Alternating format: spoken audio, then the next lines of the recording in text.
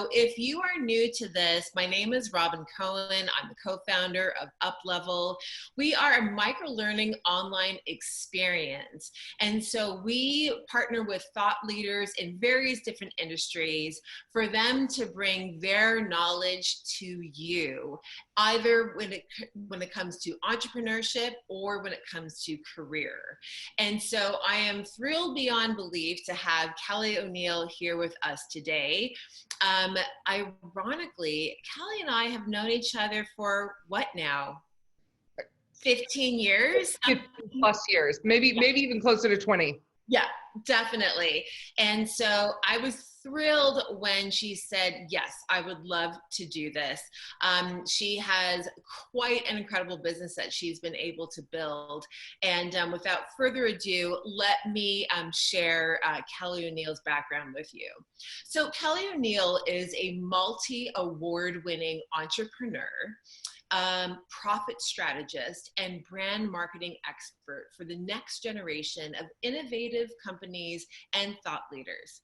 She is on a mission to disrupt the status quo and rewrite the rules of entrepreneurship to help entrepreneurs just like you create a high profit and high freedom businesses on your terms, and the creation of innovative strategic scaling methodology called the Profit-ology Process, and her flagship Marketing to Millionaires program. Kelly's private clientele includes some of the world's most brilliant entrepreneurial minds, celebrity influencers, and Firestarter brands making their way from 7 to 8 figures. She speaks, teaches, and consults all over the world, and was named by the one and only Seth Godin as having one of the most innovative companies in America. Kelly is also the host of the Marketing to Millionaires podcast, where she talks about best practices in marketing to affluent clients and interview leaders in affluent marketing, as well as millionaires themselves. She's been featured in Forbes, Entrepreneur, CNN, USA Today, Business Journal, Time, and NBC. So again, welcome, Kelly. I'm so excited to have you here. Thank you for having me. I'm excited to be here. Yes. So let's just kind of give the audience a little bit more, in depth into your career. And so I just have a couple of questions for you before we give the stage over to you. Sure. So share with us a little bit of your career journey, again, because we've known each other for so long. I know that you've spent some time in the public relations industry, and now that you've moved into, consulting and everything that you do right now. So share with the audience a little bit about your career journey. Sure. So I actually got into my career field of public relations and branding when I was 19 years old. I actually, through a family connection, I was in college, I was studying mass communication and journalism, advertising, PR, branding, and a family friend had a really well-known public relations and branding firm in the Silicon Valley. And being a go-getter, I was like, well, I want to do an internship for you. And so I did. So I actually started my career when I was 19 years old in my field of choosing. And luckily, I chose something that was really in alignment with my zone of genius, right? Which is so important that we as entrepreneurs are in alignment with our zone of genius. And so I just was lined up with that from the get-go. So I really fast-tracked in my career because I was always about 5 years ahead of people that were in my, kind of in my, graduating class. And so I started to work after I graduated college. I worked for the first PR firm for a few years. And then once I graduated, I started working in other public relations agencies. And then eventually I started internally at corporate. So I worked for Intuit. I launched Quick in 98, 99, and 2000. I worked for a company called eVoice. And then the entrepreneurial bug bit me. Because I was basically getting hired away from these different companies to reposition them to either be acquired, to increase their business valuation to get funding, or to go public. And I was doing this through, agencies and also direct inside the corporate role. But I started to think to myself, wait a minute, I can make a lot more money and have a lot more freedom if I just actually do this myself. So before I was even 30 years old, I launched my first company, which was a consulting company where I consulted with high tech companies and emerging businesses. So, and that's actually when I met you guys, right? Because, I was working for several years. I worked primarily with like emerging technologies. That was my space. And again, I'd become known in the industry as someone who came in to position companies to achieve their overarching result. And that's what I did. I came in, I figured out the lay of the land, I created the positioning strategy, and I helped them get the result that they were looking for. And then I would work myself out of a job into the next one. Yeah. Well, in this, because here I am, right, this young 30-something with a thriving, multiple six-figure business, this big track record. I'd won all sorts of awards in the industry. And again, I attribute that to being in alignment with my zone of genius, right? So it was easy for me. I'm also very driven. But I started getting asked from entrepreneurs, well, how did you do this? And I was like, oh, it was easy. I just, this is how I did this, and this is how I got the clients, and this is how I charge, and this is how, and it was very easy. It was very easy to me. Okay. So that was kind of my track record of how I got into then teaching entrepreneurs, because especially back then, there were not a lot of like business coaching was a very new thing. In fact, I remember even someone had told me, you should be a business coach. And I was like, what's that? It wasn't even a phrase that was widely thrown around. And so, today I don't really call myself a business coach. I'm really a business strategist. I'm a consultant. But that's how I got started in my company. And so for the last, 20 years, I have been working with emerging growth companies. I have been working with entrepreneurs, service-based professionals in helping them to not only position their business to become market leaders in their industry, but also I have been working with them to create working structures within their businesses that get their businesses working for them. Because I think what ends up happening a lot of times is you get into business with this idea of, well, I'm going to have unlimited income and unlimited freedom. And then you basically work yourself into a really low paying, high hour, high stress job. True. And so I've identified the source of being a strategist. I just solve problems. So I identified the source of that. And now I help people really bypass that and what I call strategically shortcut it, because I've learned the really hard way. Right. So you talk a lot about, because you were able to like really get into your zone to find your, I would love to know, because we talk about that a lot, right? There's countless articles written about find your purpose, find your bliss, find all of that. And I think for people such as you, it comes naturally, right? Mm-hmm. You just embraced it. You knew exactly what you wanted to do and you just went ahead. I think it's harder for other people. What tip would you give, or tips would you give to our audience to help them find that, to connect with it somehow, so that whether they are moving into a career that they want to work at a company, or whether they want to launch their own business, how do you find that? How do you connect to that? Yeah. So I'm going to actually give you a couple different, ways to do that. The first thing is, and this is something that's not really widely talked about, but there's actually research studies that show that if you look back to how you played as a child around the ages of 4, 5, and 6, oftentimes we naturally played as children in a way that was in alignment with our core genius zone. So if I look back to the way that I played at that age, I played school and I played school with my stuffed animals and my dolls and whatever. But I was never really interested in teaching them as much as I was in inspiring them. So I was really into like this. You guys remember the sniffy markers? Okay, so I'm 47, so I'm totally gonna like date myself here. But the sniffy markers and the sniffy stickers, I was all into writing like "good job," "way to go," 5 stars.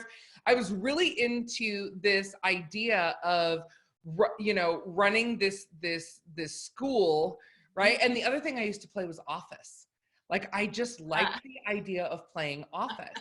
So the first thing is, what did you play? And if you don't remember, go back and ask your parents or go back and ask your siblings, like what was it that you naturally played at that age? That's just an interesting thing because it generally ends up being really in line with people's core genius, right? And then obviously as we get older, we start to listen to other people. We start to get the shouldas, or you should do this, or this is what our family does. And we get all of these patterns put on us, but we naturally kind of evolve that as children ourselves. The second thing that I'm going to tell you is, if you want to go far and fast, hire a mentor, right? There's not one person that has reached the level of success that I have in my field, right? And I talk to millionaires, celebrities, a few billionaires, and I'm going to tell you right now, no one did it alone. There's a saying, you can't read the label of a bottle from the inside. And when you're talking about something like this, there are a million, well, not a million, but there are several really expert, and I actually have access to them. So if you guys don't know one and you want a recommendation, let me know. But I have to get in alignment with a purpose coach. If you feel like you are in a career or you are in a business where it just feels like a chore, you know, it feels like you're on a treadmill. I mean, I would encourage you, there's a way out. There's a way through that. But you have to take you've got to make it a priority to say, like, I'm no longer willing to just run on the treadmill of life. Yes. You know, and that's something I've always stood for. I am here to have an extraordinary life experience. And my business is a part of giving me that experience. Yeah, that's great. And, you know, the mentor thing, I think, it seems to come more naturally to men than to women. This is just based on my own experience and my observations, other women that I've spoken to. We tend to not necessarily go out and seek a mentor, right? Whereas I think that the type of camaraderie that happens with men, that you tend to almost connect with your mentor that way. And so before we, you know, hand the stage over to you, what tips would you give to someone to try and find that mentor? You know, is it in your friend group? Is it, you know, a colleague? You know, how do you find or connect with that person? So the very first thing is, you need to have clarity around what it is exactly that you want mentorship around. Like, if you don't have clarity, you cannot find the right person. The second thing is, I would ask in your friend groups, and I would ask for recommendations. Okay. I think recommendations are really important. Here's what I'm going to tell you, and you'll probably be very surprised to hear this flying out of my mouth. There's a lot of BS in the coaching world, and there's a lot of very unqualified people that have just all of a sudden decided to turn their hobby into a business. And you need to be very careful about that. So you're going to want to ask about their track record. You're going to want to ask, about their training, but you also need to be careful about that, right? Because it's super easy to just run out, take a training, and get a certification. You want to ask about their track record for success. You might even want to talk, you know, depending on the level of the investment, you might want to talk to a couple of their clients. But I think that the best thing is to get yourself into a community like yours, right? Where you've got access to the other people that have been through this and can help you find what it is that you need. Yeah. So your mentor should always be a few steps at least ahead of you. Right. And I will also tell you, you will get what you pay for. 1,000%. You will get what you pay for. So if someone is, you know, offering you mentorship that's really cheap and inexpensive, there's a reason for that. Okay. And you know, like, I don't know about you, like, my theory has always been, and my MO since the minute that I opened doors on my business, was to hire the best mentor that I could barely afford. Right. Absolutely. And I just want to close this out before we hand over the stage to you that, in the stuff that I've built, I think that I'm much more of a bold, person, and I'm not shy. And so a lot of people always ask me, like, Robin, like, how are you able to find, this executive committee, or, these contributors, or your advisory board? And I always say, I just ask. And you know what I mean? I just asked. Worst case scenario, the person says, nope, I can't do that. But a lot of the times you'd be surprised how generous people are. Yes. So I always say, just ask. It's easy and it's simple. And the worst thing that can happen is a person just says no. Yep. I love that. Yes. I will tell you that the best business strategy is just constantly ask. Yep. We have a saying in our business. I actually teach a program called Collaborate to Accelerate, where you leverage other people's networks and other people's genius. And that is the leapfrog of business right there. That is how you rapidly accelerate and you up level. Absolutely. Mm-hmm. Right. So let's turn the stage over to you. And so feel free to share your screen. Sure. All right. I'm going to put myself on mute, so it's fully yours. No problem. Okay, great. Guys, so here's what we're going to talk about today. I want to talk to you, for those of you who are running teams, or you're looking to build teams, I want to talk to you about a way to get your business working better for you. So again, as I mentioned in the introduction, I am all about creating innovative strategies that allow myself to leapfrog the competition and to create better business results faster. Okay. What you can't see behind me is I'll up. This is one of my favorite quotes. It says, strategy is the new hustle. I think that a lot of people waste a lot of time and energy just trying a bunch of things and throwing stuff at a wall. And it is truly one of the most ineffective ways to be able to do stuff. Right? So what I want you guys to think about is getting really strategic in your business, which is how are you going to get from where you are to where you want to be in the shortest, easiest path alive, right? What we want to do is focus on working smart, not hard. So one of the greatest ways to be able to really expand your business in rapid form is to create a high performance team. And I do it and recommend doing it using what I call an intrapreneurship model. And we're going to talk about what that means. So if you are someone who wants to keep more of your money and get more free time back, right?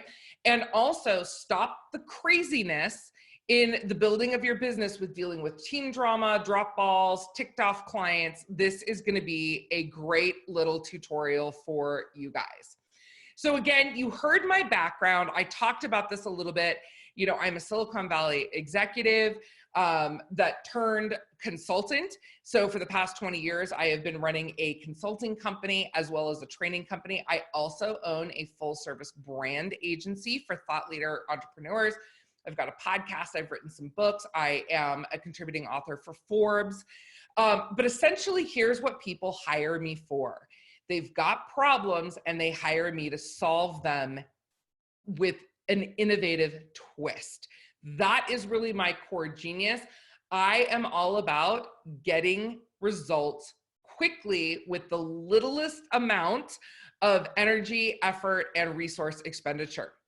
And part of this is because, and part of the way that I learned this with my team is because I had a very rude profit awakening. There's a point as you're growing your business that you've got to be able to scale and you've got to be able to leverage in one way or another. And there's really three ways that you can leverage to grow your business.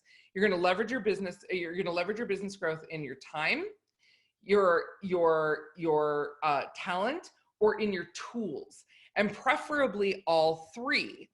But one of the greatest ways for you to get the freedom that you desire in your business is to learn really quickly about how to leverage your team to build your business for you.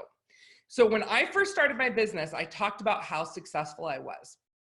And on the outside, I'm going to tell you, the perception was, oh my gosh, she just bounced on the scene. She's become, an industry recognized name. And she's got this business that is just growing like crazy. And to the public eye, right, I just looked like the person to watch, and I had it all going on. And some of that was true.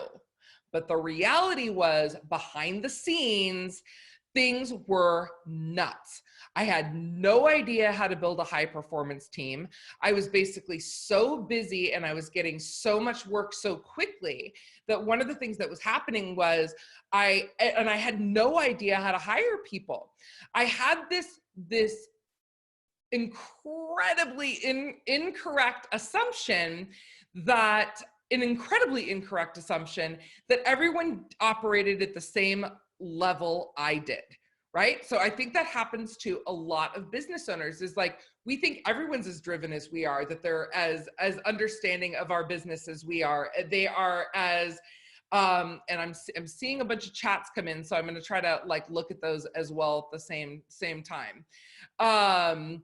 Okay, so, oh, I see one of my clients on here. Hi, Amy.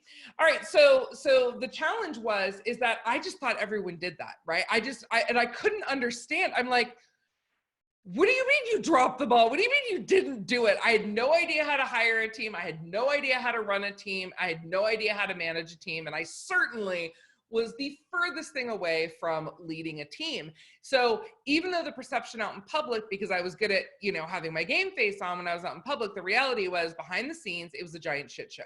Okay. Just being honest. All right. So, that's where it became critically important to me that one of my greatest learning curves in business was to be able to hire a rock star team, not only that provided the type of experience that I wanted my clients to have, but also whose responsibility it is to build the business for me. And for them to actually take the business further than I am able to take it on my own, because I've got the right people in the right spots. They're motivated. They have ownership of the business, and they are as committed to building the business as I am. Okay. And then when I started to work this out and I started to implement this entrepreneurship principle that I'm going to teach you guys in a minute, I started to notice that not only was that working for me, but I'm like, I have to make sure this works for other people. And I actually got hired from a naturopathic doctor in the Bay Area as an example. And she was trying to grow her practice and serve her patients, right? Because her primary job is doctor, but she also is a practice owner, right? Does that sound familiar with you guys? Like, you need to do your craft, but you have a second hat to wear, and that is business owner, which means you are responsible for the growth and the management of the company until you're not, right? And what happened for her is that she had this team, they were running amok, there was no management, there was no leadership, there was zero culture intentionally. They were just basically hiring people, training them, hope they worked out. They didn't work out. They dropped a bunch of balls. They'd fire them and then they'd rehire them. And so what happened was we utilized this approach in her business that not only got her team running and driving the business growth on behalf of the company, it also allowed her to not only go back to just doctoring, but in addition to that, she was able to get her practice days down from 7 days a week to 3.5 days a week. And we increased her income by 70%. So the concept I'm going to teach you works. And this concept is about intentionally creating a culture of high performance intrapreneurship, right? Which is hiring a team to run your business for you. And you can start small. This does not mean you need to go out and you need to, this does not mean that you need to go out and you need to hire 30 people right now. You can start with one and then utilize the growth from that and hire another one and hire another one. The point of this, though, is that every company has a culture. And the biggest mistake that I see entrepreneurs making is they don't set the culture of their company before they start hiring. That's where it starts to go sideways. Your company culture is really the experience that people have within your team, but it's also the experience that they have. It will trickle out to your clients. It will trickle through your brand. So your culture needs to be in alignment with your brand. So this is kind of like a step beyond just having business values of integrity. It's like, what does that mean and how does that show up in the culture? So as an example, I'll give you a couple of the cultural points within my company, right? And part of that is everyone is responsible for their area of the company. We have created a self-directed company culture. We don't assign tasks, we assign responsibilities. So as an example, when we say like someone's job, we're not saying to them, okay, your job is to get up in the morning and check email, and then your job is to make these series of phone calls, and then your job is to do this paperwork, and then your job is to do, that's not how we build our culture here. We say, your job is to add a 10% revenue increase through the management of this program, and this program. And then there are specific key performance indicators, KPIs, that let us know whether you are on track with creating results in the company or you are off track, okay? Now, sure, there's responsibilities that go along with those. There's tasks that go along with those. But when you assign tasks, you're creating a task-oriented culture, which means that you're creating a culture of doers, not thinkers.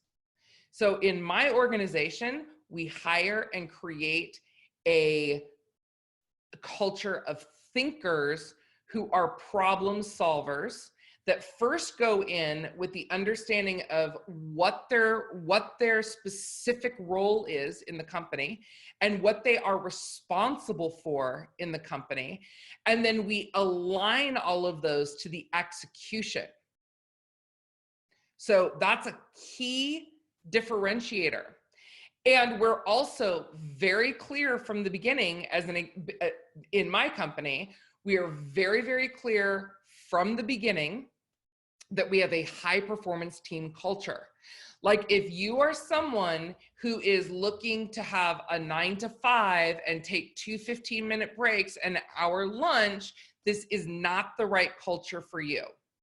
So we create what we call, or what I call, an intrapreneurship company, meaning that we have a variety of different, team members, many of which are actually 1099 team members that are within our company. So they're working on our business, but we use an entrepreneurship model for that. And what that means is that we also tie their pay and bonuses and their ability to create unlimited income to the results that they're creating. So we're a company that pays a smaller, base or a smaller contract, but then we pay big on the back end for results, which not only gives them unlimited earning potential, right? Because they can make as much money as they want through the company. And we will help them, and we will coach them, and we will support them, and we will train them, and we will give them all the tools they need in order to create the results that they want. And this isn't about coming in and checking off a to-do list, because if you do that, you probably are not going to get very far in the results. So what happens is that it creates a culture of ownership within our company. So they are owning their segment. They are owning the growth of that project or program or initiative or whatever is in their bailiwick. They are responsible for the success and the failure of it. And then we provide them with all of the tools that they need, the mentorship, the training, all of the things that they need in order to make it a success. But ultimately, they're responsible for it. Okay, so that is what it means to cultivate a high performance entrepreneurship culture. And part of that is empowering our team to run our business for us. And, one of the ways that we do that is whenever we bring on new team members, we sit down and we ask them, what are your goals? What is it that you want to create in your life? What are you looking for? And then we show them how they can create that result through our company. So as an example, one of our salespeople is like, I want to buy a brand new car. I want to have $100,000, in revenue a year. And so what we did was we sat down with her and we helped her create a plan to be able to achieve that through our business, right? So through our business, in this area where it's like she loves it because she's on this team. She loves our team because part of our culture also here is that we're family, right? I run a mighty but small-ish team of entrepreneurs. In our company, we have women entrepreneurs. I hire a lot of women entrepreneurs. And what we're doing is we're really cultivating that high performance entrepreneurship culture. So we are helping them to grow and achieve their results. And we do that through, again, linking and aligning their vision with the ability to create it through the company. Okay. So this is all very intentional. And when we go to hire people, we hire first for a cultural fit and second for a track record fit or a skill set fit. Now, we're not going to put someone who doesn't have the skill set to do the job in the job just because they're a good cultural fit. But if I have to take the cultural fit, which part of our cultural fit is also these values of like a go-getter, resourceful, creative, innovative, self-responsibility, self-directed. Like there's cultures that come out of this value, this culture of the value structure that we look for when we're hiring someone. I can always go and put them through a training and teach them how to do something, but it's very hard to do it the other way, right? It's much easier to train something in something specific you need them to do within the business. It's much easier to be able to do that than it is for you to be able to, train culture into someone. Okay. And I will also tell you that it is very clear when you have a strong company culture, when someone is not a good fit for the culture, because they will stick out like a sore thumb and eventually the team will turn on them, if that makes sense. Like you don't even have to, it also creates like you don't have to manage a lot because these people are actually self-managing. And when someone on the team is not stepping up and doing the role, it kind of actually works itself out within your team because everyone is holding each other to the highest standard when you've set that as one of the cultural goals. Make sense? So that's really important, but then you need to lead and ensure that culture is upheld. And if someone steps outside of the culture, there needs to be a conscious conversation around that to see what's going on and to ensure that it's just a slight misstep, not a deviation from the corporate culture, because that's when you get off track. It's time when you're ready to do this for you to start hiring people that do the work better than you do it yourself, right? That's what we're looking for. I do not want to be the smartest person in my company. I hire people that are better at things than I am, because that allows me as the owner, not only to create a faster growing, more successful business operation, but it also allows me more personal free time. Okay. So I had this as an example with another client that I worked with. And basically, if you've got team issues as the owner of a company, you guys know how painful it is and how expensive it is. And a lot of times what I'll see with entrepreneurs is they'll go and they'll immediately blame the team. Like, well, it's because it's their fault. It's like, you're the one who hired them, right? Ultimately, they are your responsibility. So I was working with one of our clients and he'd been having this same exact employee issue over and over and over and over and over again. And it was one part culture, and it was one part putting the wrong people in the wrong roles.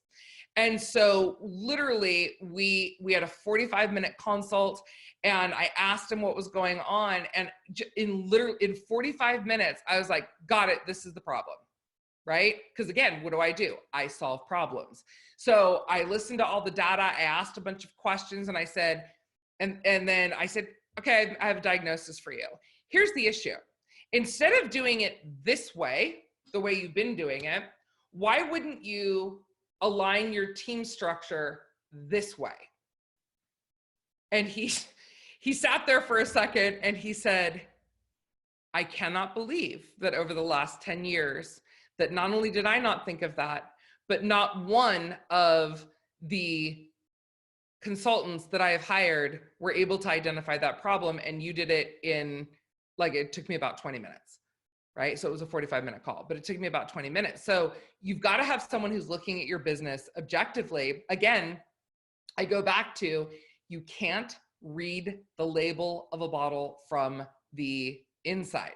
So that is an example. I know that you guys are going to have some questions, which I'm super happy to answer, but that is a great example of the type of thing that can, I mean, when you have team problems, it is extremely, extremely costly, right? It's going to cost you time. It could cost you clients.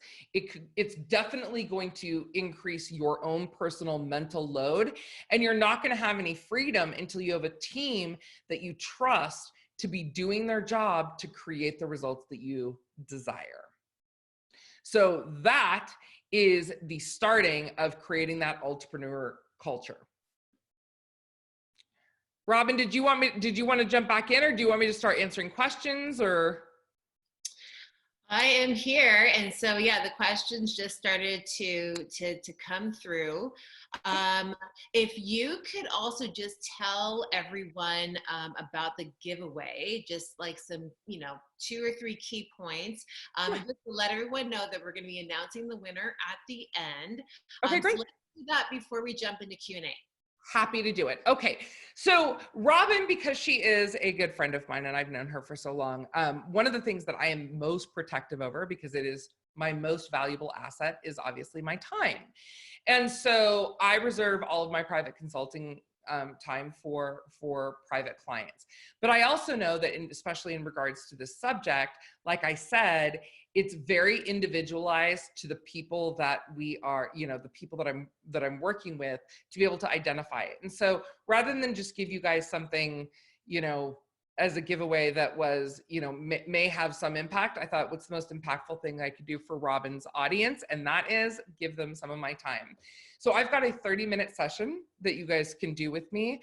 I'm going to give one of those sessions away. It's a $750 value. And again, it's really actually not even, it really could be, depending on how much money this is costing you, it could be really a $10,000 value or a $100,000 value, depending on the scope of your business. So I am going to provide that time to one lucky viewer of this event. Awesome. And I think that, I myself, it's been so long since we've worked together. I'm like, shoot, I need one of those sessions. Well, you and I can talk. We'll talk. So let me get into the Q&A here. Sure. Up what's come in so far. Okay. So the first question is, when we start to hire, just starting out, how much do we want to dive into their vision if we are having them part-time and maybe they're overseas in a different time zone? So here's what I will tell you. I do this with every single person that is hired on our team. Either I do it or my team does it, depending on who the team member is. Okay. I make it our business. There's a saying, I'm reminded of this quote: you can always get what you want by helping other people get what they want. Yes. And I make it our business to not only get what it is that for me to understand what it is that they want, I make it my business to do whatever it is that I can do to help them get it.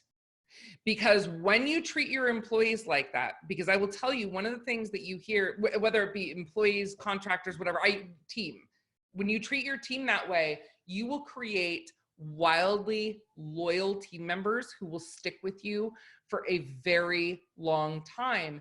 Because one of the things, like, you will hear this from team, no one ever asked me what I want. Right. Ask them what they want. I also will give you a little bonus ask here. Ask them what their love language is. How do they like to be appreciated? So some people they like to have public recognition. Some people it's like, give them cash or give them a gift card.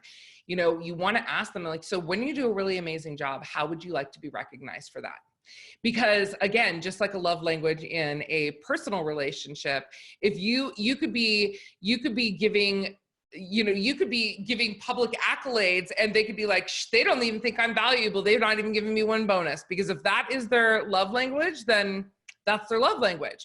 So the more that you know, right? And as a leader, the more that you can put yourself in a servant leader role where you're like, I am here to serve you.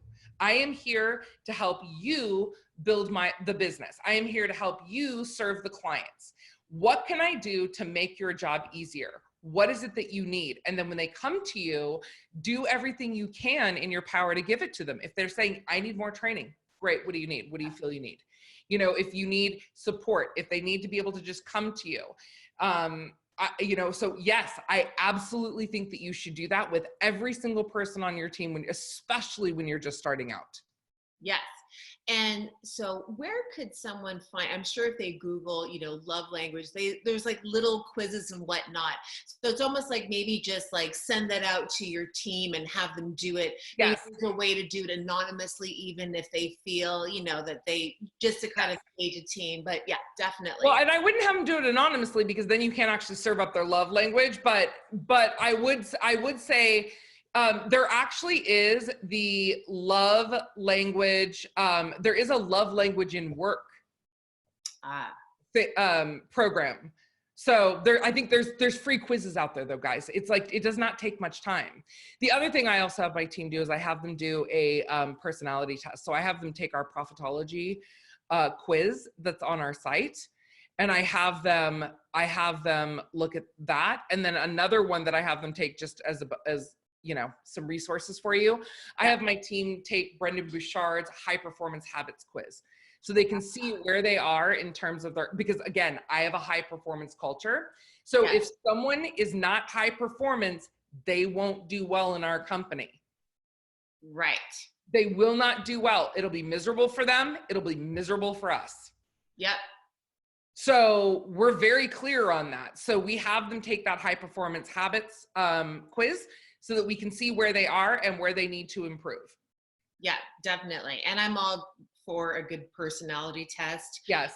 One company I worked for actually used the Enneagram test, which I thought was very fascinating. And we used it all the time in terms of coaching, leadership, collaboration, all that kind of stuff. And not only are learning about yourself, like a new way to view yourself, but how you work with people, how those people work with you. It was amazing. It really changed the dynamic. So I think that those assessments are key for any team, be it in a large corporate company or more in a small business. It matters.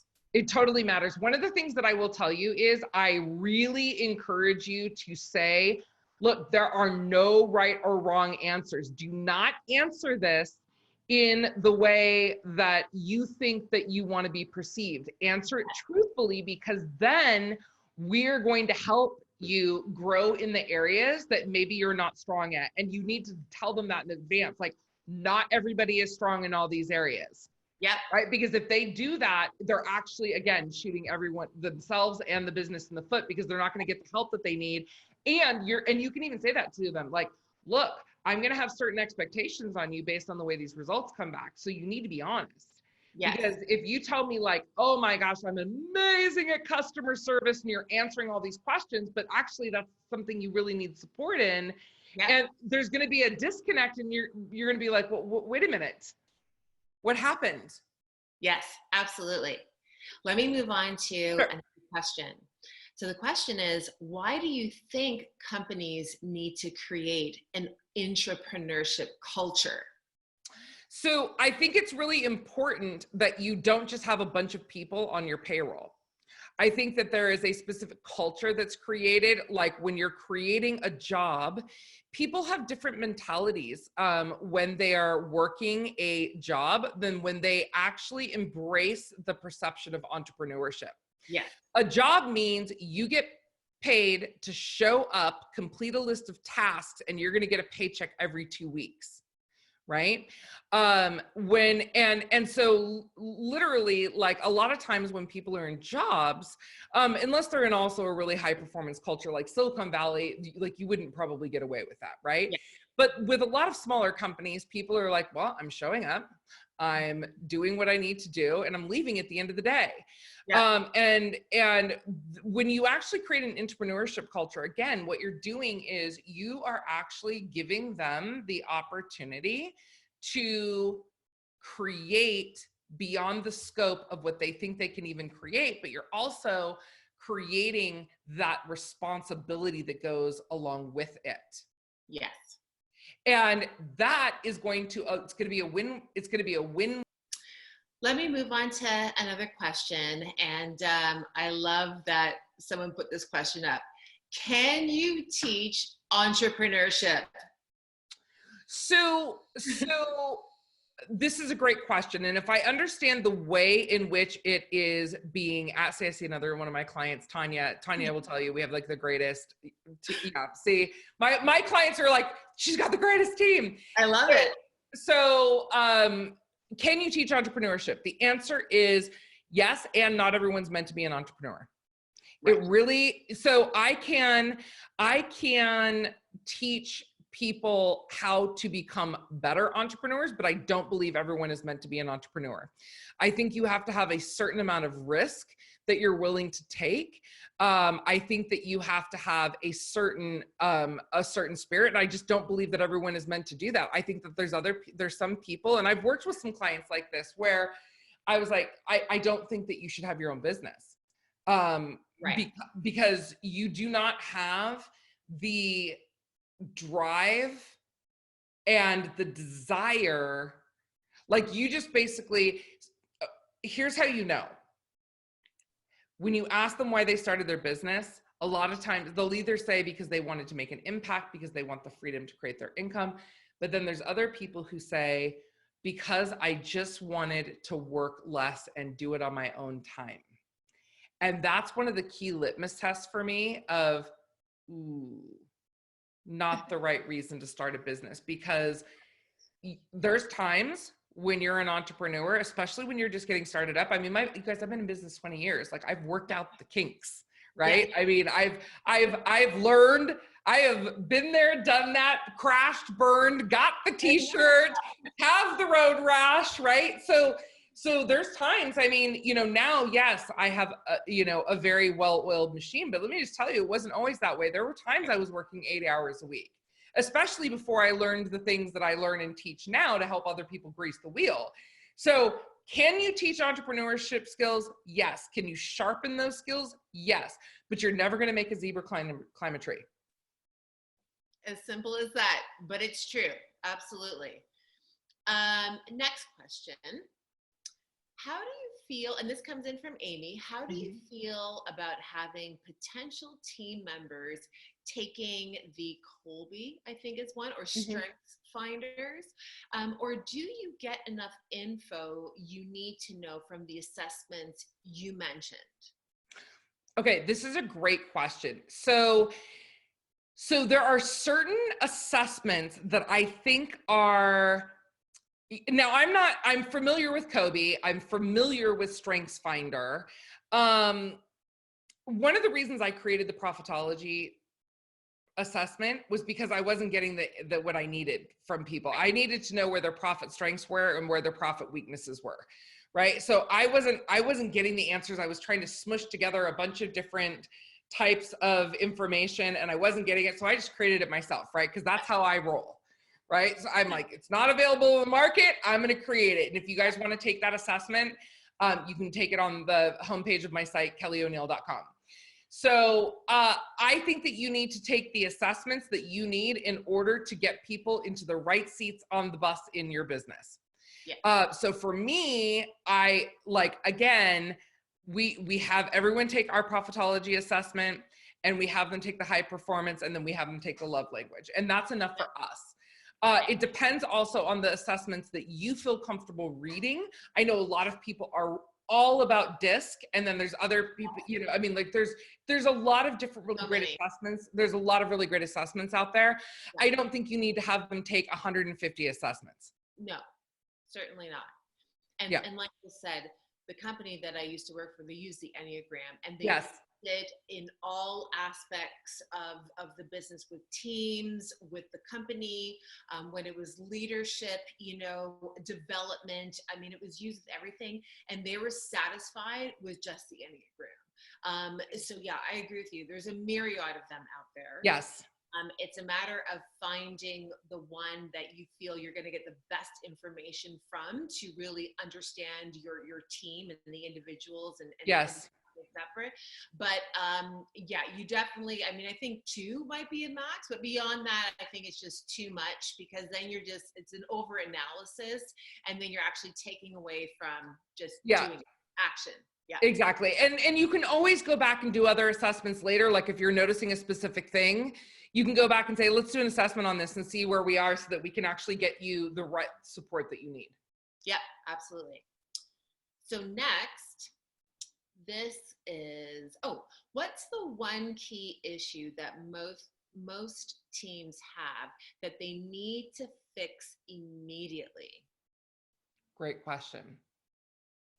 I would say there is a lack of clarity and tie to the vision. I think that again, in most organizations, with the way that typical organizational structure and leadership is taught, they're brought into the organizations to fulfill a role, and they become very role and task driven. And I don't think that people understand and have clarity around, in fact, actually in the high performance team model that I teach, clarity is the first thing that we do, because if people are not clear, they're not clear on their role, their responsibility, the overarching vision of the corporation, then they're just doing stuff. So they're wasting time and money. Yes, absolutely. And if you ask your team, go back and you can actually ask them. And let me also just tell you, you need to sometimes tell them these things multiple times. Yes.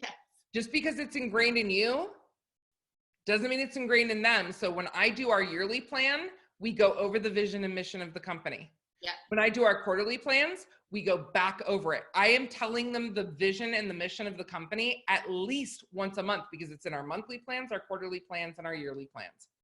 Okay. And then when we get on meetings where we're doing things, I am then backing it back up to say, for what purpose are we having this meeting? I am always getting them back into that role of clarity first before we start throwing out things, because otherwise people just waste a tremendous amount of time, energy, and money. And you may not even know that they're doing that because they just weren't clear. Yep, absolutely. Absolutely. I love that. Final question here is, can you create, this is coming in from Todd, can you create intrapreneurship, right? And an intrapreneurship culture with remote teams, right? Hence what's happening, you know, right now, what we're all experiencing. 1000%. My entire team is remote. I am in my home office. I choose to have it that way. While I do have a good handful of team members right here in where I live in Las Vegas, I have people literally from all over the world. There's different things that I do in order to install that team culture, especially when we're remote. There's like some extra steps, but it's really just a virtual experience of an in-person event, right? So like we've got team huddles, we use Slack, and we have very specific channels to that are dedicated to culture, whether or not they're aware of it or not. That's actually what they're there for. Yeah, absolutely. Well, that was fantastic. I might be doing the love language test with a few I people. think that's a great idea. Because, I've actually never thought about it. Because, yes, we always attribute that specific test for those that know about it for your relationships, your more intimate, relationships. But to actually do that assessment for people, like in a professional environment, I love that idea. I think that because a relationship is a relationship, it doesn't matter if it's your significant other, it's professional, how you connect with someone, how you express yourself, how all those different, cues are so important. And I love that. I think that that's been my biggest takeaway from this. And I'm definitely going to probably do a few of them. Yes, I love it. It's really helpful, and people feel very seen and heard. And then the right ones stay, and the ones that are not in alignment with the culture, they weed themselves out. Yeah, absolutely. Well, this has been tremendous and fabulous. So thank you so much for your time and for your knowledge and your insight. I know I got a ton out of it, and I'm sure our audience did too. And my pleasure. Thank you everyone for joining us today. It was our pleasure. And as you know, it's every Wednesday. It's either at 10 a.m. Pacific time or 12 p.m. Pacific time. Next week, we have Gregarious Narain, and we're super excited to have him. And so wishing everyone a wonderful day. Bye, everyone. Thanks so much. Take care.